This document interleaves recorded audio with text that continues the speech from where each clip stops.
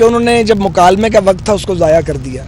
تو اب مکالمے کا وقت تو شاید باقی بچا نہیں ہے. 2017 میں تو اپوزیشن گلی میں چلی گئی تھی اور گورنمنٹ کامیاب رہی تھی. اب کیا سمجھتے ہیں؟ میں اس کو انڈرسٹینڈ نہیں کر سکتا. عمران خان صاحب کا دھرنا 2014 میں اس کا بھی نقصان تو ہوا تھا نا. اچھا وہ سارا ایک پلان کا حصہ تھا وہ دھرنا, جس کے نتیجے میں میاں نواز شریف صاحب جو ہیں ان کی حکومت اور ان کی جو وزارت عظمیٰ تھی ان سے واپس لی گئی تھی, تو اس منصوبے کا وہ حصہ تھا. فورن فنڈنگ کیس کے حوالے سے کیا کہیں گے؟ سمجھتے ہیں کہ وہ فیصلہ آ جائے گا؟ آپ سمجھتے ہیں کہ جو آپ لوگوں نے خصوصاً اسلام آباد میں ای سی پی کے سامنے دھرنا دیا ہے, احتجاج کیا ہے, تو اب ان پر کوئی پریشر بلٹ اپ ہوا ہے؟ اس میں ایڈ کر لیجیے گا کہ کل پی ایم نے کہا ہے کہ ہم لائیو کوریج کروانا چاہتے ہیں, پی ایم ایل این بھی وہاں پر موجود ہو, پیپلز پارٹی بھی ہو, مولانا فضل الرحمان بھی ہو.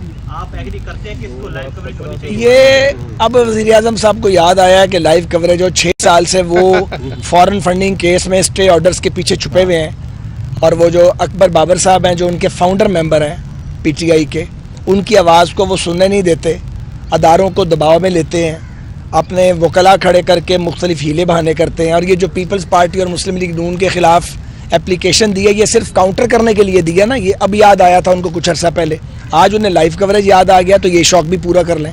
ہمیں تو کوئی اعتراض نہیں ہے, لیکن پوری قوم دیکھ رہی ہے کہ الیکشن کمیشن آف پاکستان کیا کرتا ہے. اور اگر فورن فنڈنگ کیس پہ واضح ترین جو ثبوت ہیں اور شواہد ہیں اس کے باوجود بھی فیصلہ نہیں آتا, تو پھر آگے اگر آئندہ ملک میں الیکشن بھی اسی نے کرایا, الیکشن کمیشن ہے, تو وہ کیا الیکشن ہوگا؟